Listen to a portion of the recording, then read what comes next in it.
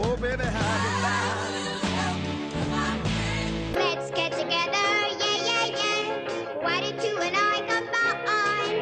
And friends are friends forever, if the Lord's the Lord of them. All my life, you're a friend of mine. It's CC and Adam. Episode 137 of the Momlennial podcast. You know what I believe? In truth and goodness. I do believe in truth and goodness. Okay. I also believe that sometimes old school is the best school. Classic Gen Xer over there. Yeah, man. When I find something that works, I like to stick with it. We tried to upgrade. We tried. We tried for 3 weeks to And upgrade. We said no grade for us. Yeah, grade D-. Not having it. So if you're going to watch on YouTube this week on the show of the Momlennial Podcast YouTube channel, it'll be back to our old camera way. Ellie exists. You're just going to hear in the voice for now. Now, what countries did we make angry this week, Ellie? Oh, Russia and Colombia did not like our podcast episode. Colombia. Is this because I don't like coffee? All those hippos. Do you know about the hippos in Colombia? The drug hippos? Oh, jeez. Now, by that, you mean they're addicted to coffee too? Okay, who is the big? I gotta Google it. Who's the big hippo? Caesar, Colombia. Hippos. Problem. On this week's segment, Escobar. of That What was the his Heck? name. Yes. Pablo Escobar was a big drug lord in Colombia, Yes. and he He's texting you right now. he's texting me right now. He best. had so much money that there was just like they could burn money. They had so much money. He could buy a house because nowadays, of couldn't the he? cocaine trade or whatever. And he was the mastermind of all of it. So he would build personal zoos. And yeah, and then so he got hippos for his personal zoos, which are not native to Colombia. And now drug hippos are a huge threat to people and the economy. I'm not kidding. And You the guys- economy. He started with 4, and now there's 170 that roam Colombia. That are a bunch of like crazy hippos? Yeah. No, wait. How are they bad for the economy? Are they like buying the wrong stocks? What are we talking about here? How's that bad for the economy? I mean, that's bad Did you for mean a bad for zoo. the environment? Yeah. The economy, because it costs a lot of money to try to get rid of hippos, apparently. Well, that's true. Scientists warn that hippos do not have a natural predator in Colombia and are a potential problem for biodiversity because their feces change the composition of rivers and could affect the habitat of manatees and capybaras. Capybaras. Capybaras? Have you not seen the TikToks about capybaras? What's a capybara? Are those like the platypus looking things? Kind Yes, of. They're okay. essentially they're giant rats. There's a song on it on Oh. TikTok. They're giant Of course rats. there is. Get this. See, I said economy and you guys made fun of me. Yeah. Oh, we did. Removing Pablo Escobar's hippos from Colombia to cost $3.5 million. What? Yeah. Now, how do you know about Jeez. this? This is what I want to know. We know what you were What side Googling of last TikTok night. drug lord hippos are you on? That's right. My friends used to call me Jeopardy. That's true. You know a little bit about a lot of stuff. I know a little bit about a lot of Yes. stuff. I certainly do. And Pablo and his hippos are at the top of the list. You guys, I'm surprised you don't know about the cocaine hippos. It should be on a top of mind conversation at all of your dinner parties. I was homeschooled. I wasn't allowed to say cocaine. Mm-hmm. But I did know that hippos were the top of the chart anywhere because they don't have any predators because nothing can get them. No, and did you remember playing Hungry Hippos when you were a kid? That was the best. It was very aggressive But that made hippos out to be kind of sweet. and colorful. They're and- terrible. Oh, yeah. They They're were horrible. If you fell in a river with a hippo, You're it's done. over. It's over. Yep. 'Cause- So I don't think Yeah. the cocaine hippos is why Colombia Is won't angry. air our YouTube. Are they mad because we won't buy a hippo? Is that the problem? Well, what's Russia's deal? We made them mad too. Yeah, they don't have hippos. Or maybe they do. I don't know. They just don't like our song choices, I guess. They're not a fan of our music. Our little intro song. They don't like little 70s, 80s jingles. Come on. It's Friends the are friends classic. forever. there. That's right. Did we keep that one in? I don't know. Oh, yeah, I did. Yeah. What do you mean Putin doesn't like friends or friends forever? When he finds a friend, he sticks with them. It's true. It is. He's loyal. Or eliminates loyal. them, but that's Well- neither here nor there. Saw that in the news This'll this week, be too. our last episode this this series. What are you gonna It's been do? nice to know everybody. I leave my hippo to you. Come on, we're a friendly bunch, aren't we? Absolutely. Yes. Well, we went old school. I was not happy with the sound quality of the new upgrade technology. We tried out a new podcasting software, and I Yeah. was kind of like meh about it. One of the episodes a couple weeks ago sounded a little tinny. It's funny though, because when you're in radio for so many years, you have a sound ear that's like it's on if something's just a little off. Yes, which it is was- a skill. Yes, it was a little off. In fact, at one point, I was listening to the podcast while walking my dog. When it releases on Mondays, Oh yeah. I put on my headphones, I walk the dog just to kind of check in. And I can't even finish this episode. I sound like I'm in a cave, and I don't want to be in a cave with a Colombian drug hippo. It's dark, it's wet, and I'm being chased. The thing that's sad to me, though, is that the way that we were recording our podcast caused my phone to implode and have a meltdown. It might have been all the Googling of the hippos that made it get too full. It was the media of the recording the long video. Oh, I yeah. thought I was deleting it, but I didn't have a setting set up, which the genius guy at the Genius Bar explained to me. And he was like, I said, it keeps telling me I'm out of storage, but it doesn't look like I'm out of storage. He's like, oh, you're out of storage. And so he spent 2 hours with me. That was Oh, fun. my I've had to go word. back 3 times. Oh, And geez. finally the lady was like, you might just need a new phone. You might just need a new Don't one." even try. Yeah. Just here's a Even typewriter. she was going to give up at this point with my technology because it's so. People don't understand my brain. Well, they do a little bit after the hippo story. But not completely. Got a lot though. of files that are not organized and they are all over the place. And they can be retrieved at any time, but there's no system of retrieval. That is They're there. that is a perfect way to describe my brain. A lot of files. Because you used to talk about all the time. You were like, you're the creative, but like the messy, right? So stuff's I'm a- all over and blah, blah, blah, blah, and then your husband, the accountant, Pastor Dave, is like super neat. Everything has its place. He puts things away as he cooks instead of a huge mess at the end and then Yes. puts it all away. Yes. So So I'm a team Dave. here is what I think people do in stress. Everybody has certain personalities. Yeah. And there is, when you're doing well, those things are good. Yes. When you're not doing well or operating out of stress, those things are bad. So Dave has been super stressed lately. There's just a lot going a on. lot of life. And so what he tends to do, Ellie, can you guess what he does when he comes in the door? Stress cleans and stress organizes. And if the shoes aren't in the right spot, then the shoes is always, because it's the first thing he sees when he walks in the door. So if the shoes are everywhere, everything's off. And whose shoes is he always finding? Yours. And then we always get blamed because he would always think our shoes were mom's shoes, but then everyone was just tripping over mom's shoes. Okay, can I say something? When I got here to record the podcast today, I took my shoes off and was like, "There's only one pair of shoes in here." He put them away. Pastor Dave has been here. But then I can't find my shoes. And it takes me 10 That's minutes true. to walk through the house because there's one of 4 places that they could be. Okay. They could be at the back door. Yes. They could be at the drawers in the built-in organizing system. Which makes sense. But nobody ever opens the drawer. It's too hard. It's too hard. Too complicated. It's too physically complicated to open the door from the shoes. They could be in the front porch, which is where I go to walk the dog, or they could be in my master bathroom closet. They could be one of, or my 5 places. And so I have to go to all 5 places. And you know where they always are when I can't find them? In the place that they go. in the back entry drawers. And I'm like, who put these in here? That's right. How dare you put this in the shoe drawer? These are active shoes. And then I think when I'm in stress, I go to my creative brain. So I start painting something or strip painting something. As or, messy as Yeah, possible. woo! Yeah, we go to. Right now, we could do a video. We could go upstairs and open the drawer of my refrigerator, and you would find 2 paintbrushes wrapped in saran And saran wrap. saran wrap.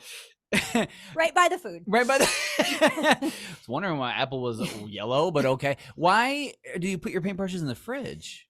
It so that you don't have to wash them out in between uses.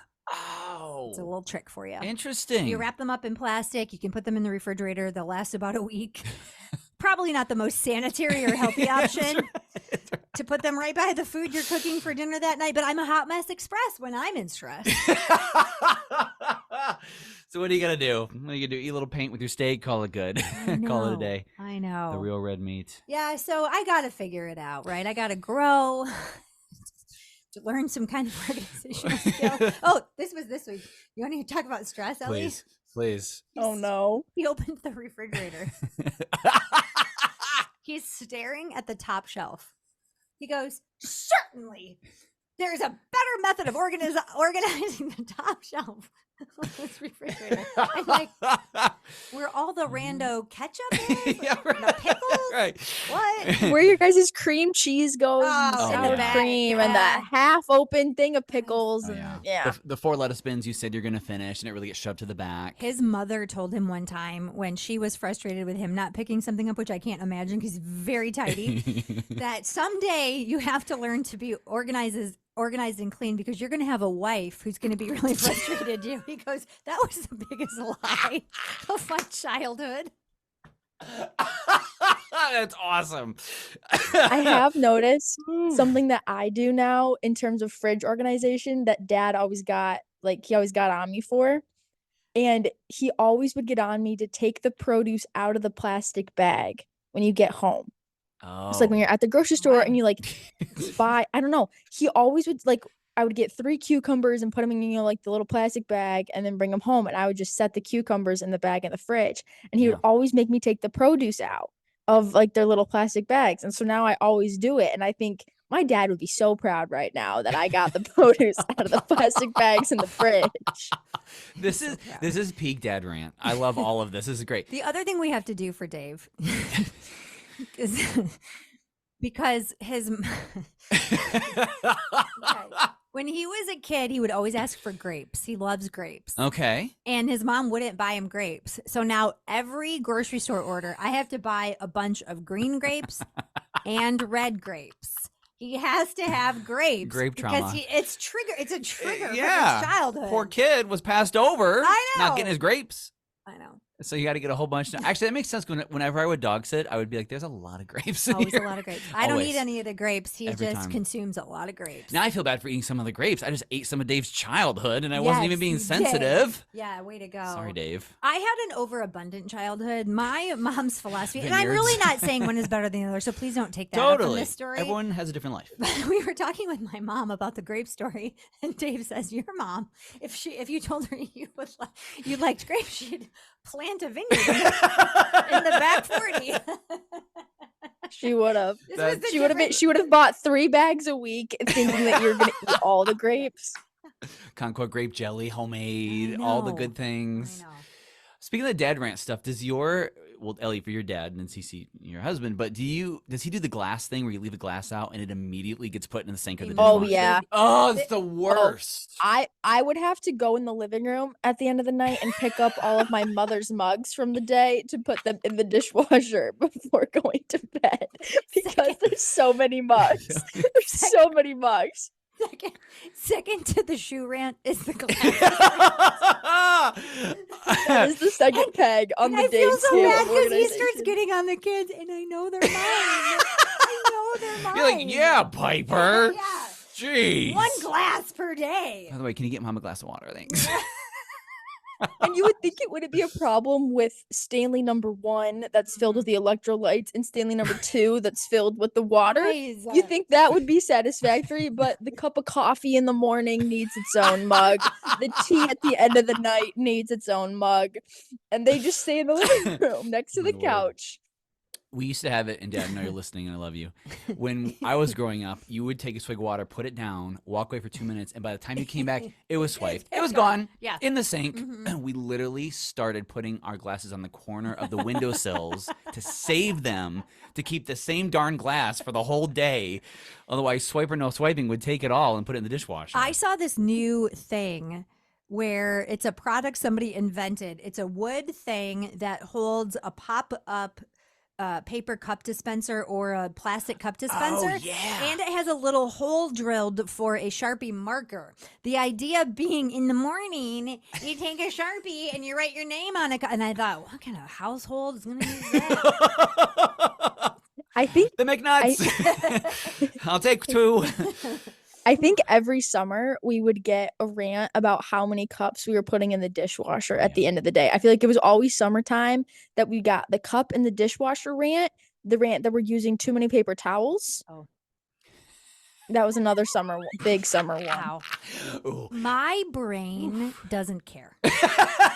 There's just things I don't care There's about. enough going on in life. Who cares? Yeah. A dishwasher is there to be Yeah. filled with rando Yeah. cups. Use 5 knives for the same piece of toast. Who cares, right? And it doesn't bother me. That's right. Apparently, it bothers a lot of the population. The glass thing's a huge thing for sure. Perhaps when Dave and I are offering premarital counseling, we should discuss the shoe, glass, paper towel.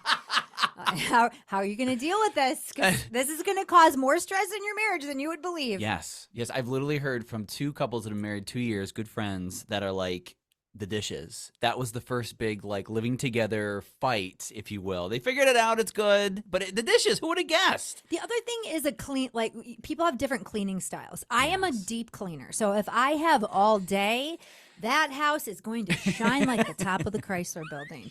If I only have 20 minutes, nothing's happening. Shipping this in the closet and we'll get back to it later. Yeah. Yeah. So you're all or nothing kind of cleaning person. I'm an all or nothing. All or nothing. Yeah, deep dive or nothing. Whereas my dad's the tidier. It was after dinner, everything gets cleaned. Dishes put in the dishwasher, Yep. dishes are done. Yep. You wipe down the table, you vacuum the floors, and then dinner's done. Whereas mom would wake up at 4 a.m. on a Saturday morning if we had something going on at 10, and the whole house would be cleaned by 9 a.m. because she knew no one would talk to her. She could put her headphones in and do the whole thing. She could strap on her dishwashing gloves or whatever it was and be good. You even got gloves. You're serious. Dave's going to be on vacation, and we're going to live in a little bit of squalor. Oh, we live in filth when my dad's gone. That's It not was true. like as a kid. We do not live in filth. Phil, call the police. Okay, not filth, but there is a required Filth. 2-hour cleanup I'm not period before he comes filthy. home. That's true. You do have to negotiate, like, okay, his plane is arriving at 4, about 1 o'clock. Oh my gosh. Everybody at your station. Off the couch and we're going. Let's go. You are the classic Gen X. Like, I had a party in the 80s and my parents are coming home. We have a half hour to get this place look like there was no party Yes. and that we never lived here. Exactly. That's amazing. Exactly. So when I come here to record the podcast next few weeks, should I have like waiters on and just kind of like going?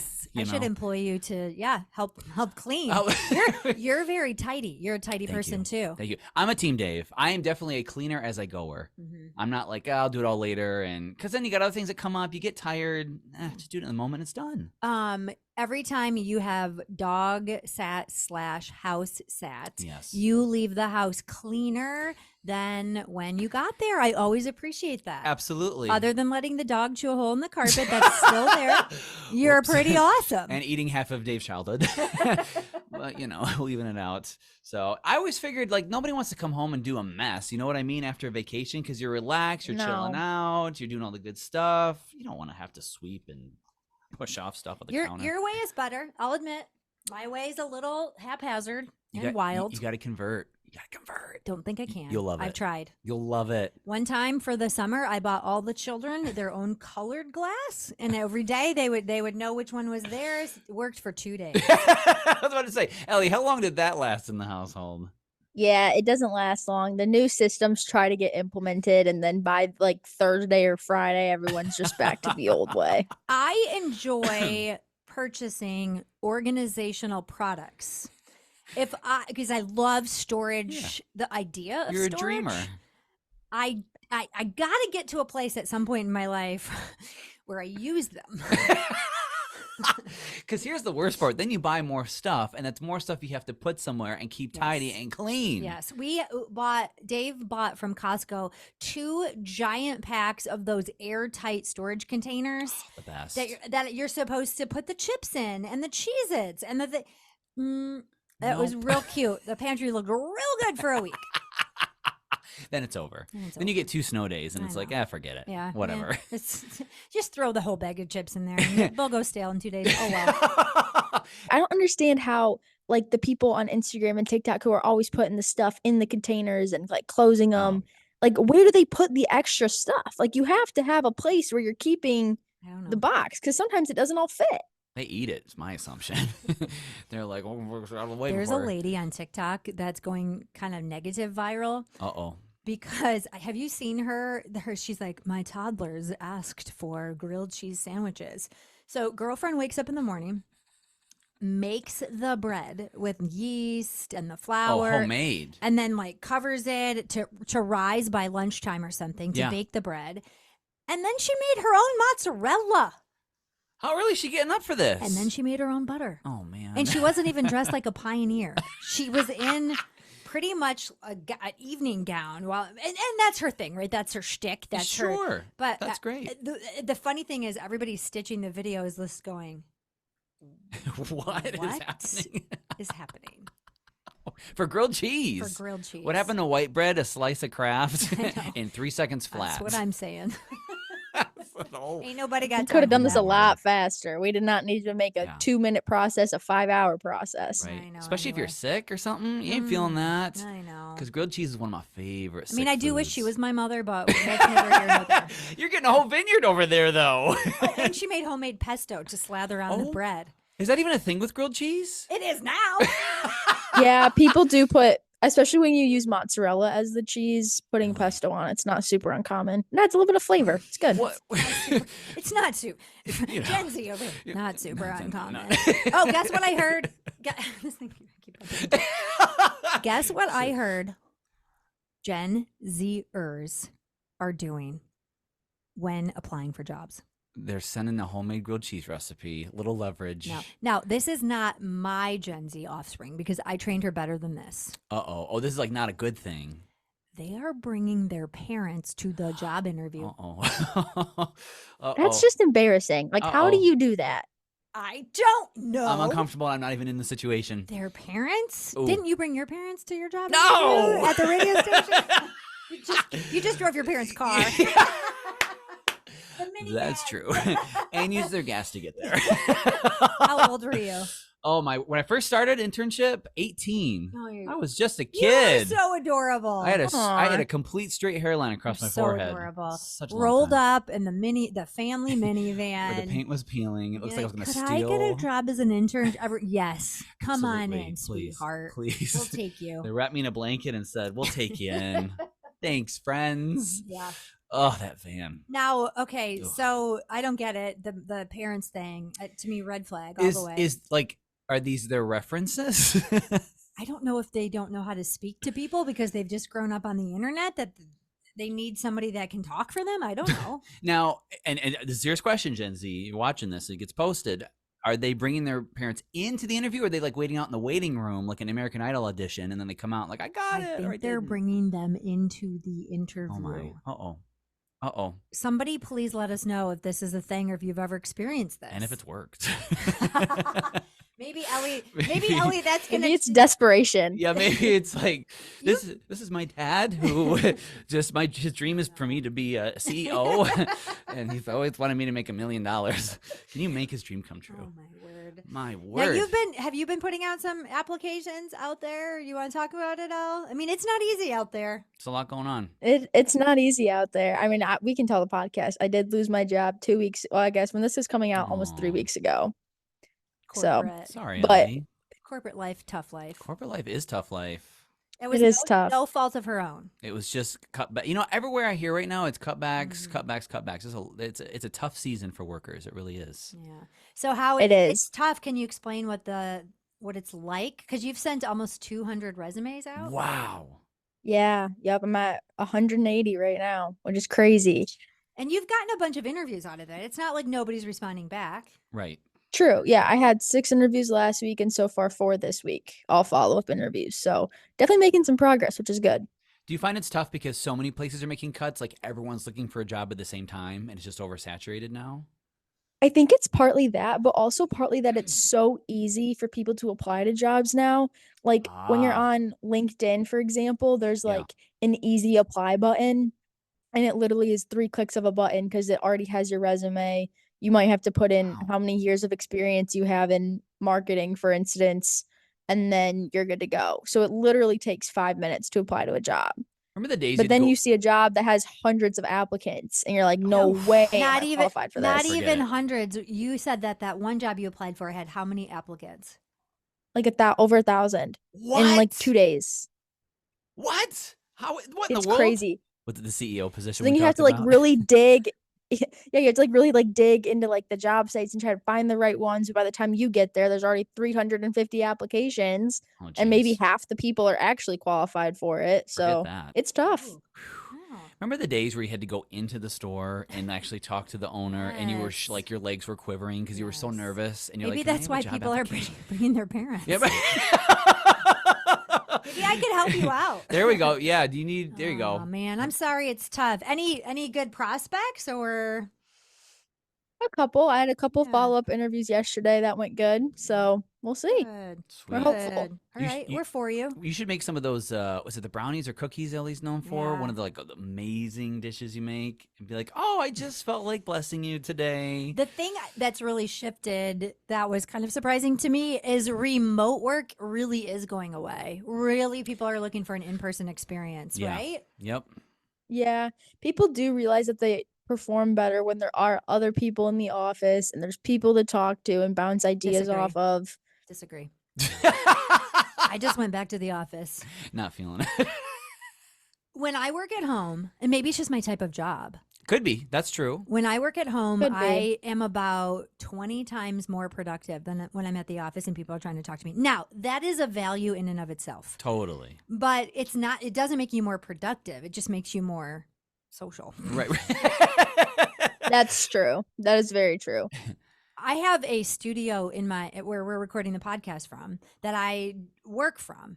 And so what I've started to do is I'll work from my studio at home Yeah. for an hour and a half. Then I go into the office because I know I'm going to get interrupted hundreds of times with conversations and stuff. And again, not a bad thing. Right. Then I go home for lunch and I work another hour in my home studio. Then I go back to work, but it's not to work. Work. It's to socialize. It's to, connect with people and stuff. Again, not a bad thing, but Right. There's a different pace from working Yeah. at home compared to in the Yeah. office, because I think when you work remote at your own place, you have a little more control of your time. Mhm. And maybe that feels a little bit more reassuring. Or when you're out with others, which is great, you have got to kind of, Yeah. go and flow with everybody else's schedule and Yeah. coming to talk. And it's a change. Mm-hmm. We're all just learning to be social again after the past 4 years. I think that's what's happening. Dr. Phil was talking this week about how he thought one of the worst. I saw that. I don't want to get into it. What did Dr. Phil say? He felt like it did such a disservice to our kids for them to prevent them from going to school because he felt Oh. like the kids in the COVID thing were the least vulnerable population. And then we really took them out of school for about 2 years, and Yeah. it really hindered some serious social development. I don't know. I mean, time will tell. It was tough. Of course, everyone's just getting sick nowadays anyway, so no one's really going to Yeah, school. what but is going on? everybody needs to stop touching doorknobs. Everybody is sick. It's too much. I was talking with someone the other day. There's like one good thing, unless it's a stomach bug, when you do get sick. There's like that one food you like when you have like that cold, congested. Like mine's tomato soup and grilled cheese. Back to grilled cheese Does again. it come from somewhere or? Oh no, just at home. Somebody makes it Okay, for you, and yeah. it's like usually it's like what's the brand? I think it is the Pacific soup brand. Okay. That tomato bisque. Oh, it feels so good in your throat. Mhm. But something about a grilled cheese and tomato soup when you're not feeling Mm. good and you feel all cozy after and you Mhm. feel warmed up. We have a healing soup that we always go to. It's A from healing. the Dutch restaurant Russ's. Oh, shout out to Russ's. It's their chicken and rice soup. Oh, you talked about this. When we used to do the Yes. radio show, you were like, I always get a little bit of chicken and Yes. rice soup. Would you ever Chicken, sick? chicken and rice soup. Cuddle up in the blanket. And now because of inflation, that bowl of chicken and rice soup is $18. And then you realize the Jeez. sick is coming from that. Can't afford to be sick anymore. Inflation's bad. I make a tea that my mom made me in high school. You I make that like that lemon tea stuff where you take the lemon and you boil it in water, No and then you memory of put a this. little apple cider vinegar and a little honey in it. I have no memory of that. It was like, I think it was a detox tea you were doing for some program thing, but I don't really Oh. like actual tea. So then I just use that to have something warm when I'm sick. How do you make it? For those of us who You know were a about good mother- cocaine hippos, but you don't know about lemon tea. Come my on, own child. Yeah, with your own with your firstborn. No, hold on, Ellie. How does this work? How does this work? We need to know. It's super easy. You literally take a lemon, you cut it in half, No memory of it. and then you put like a cup or 2 cups of water over it in a pot, and you bring it to a boil, and then you squeeze the lemon into the water. Oh, and then kind of spin it And then you around put the and then you stir- put like a tablespoon of apple cider vinegar and then like a tablespoon and a half of honey in it when you're done. That's in one of those files way in the back. of my brain. I'm trying to find it in the Sort that file, out there. file finder. in the brain Okay. Rolodex. All right. Well, there you go. Tomato, chicken rice soup, and Cece's detox tea.